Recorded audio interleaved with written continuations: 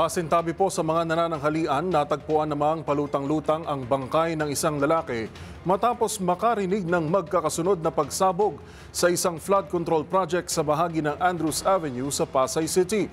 Ayon sa mga otoridad, 3 pagsabog ang nangyari kung saan ang pangatlo ang pinakamalakas na narinig kaninang madaling araw. Una rito, nakita umano ng mga bystanders na may kinakalikot ang lalaki sa hukay na bumaba. Dala ang ilan sa kanyang mga kagamitan kabilang ang screwdriver at lagari. Dumating at nagpakilala ang live-in partner nito sa mga otoridad kung saan napag-alamang isa itong mangangalakal. Kumpirmadong hindi kabilang ang lalaki sa mga trabahador ng nasabing flood control project.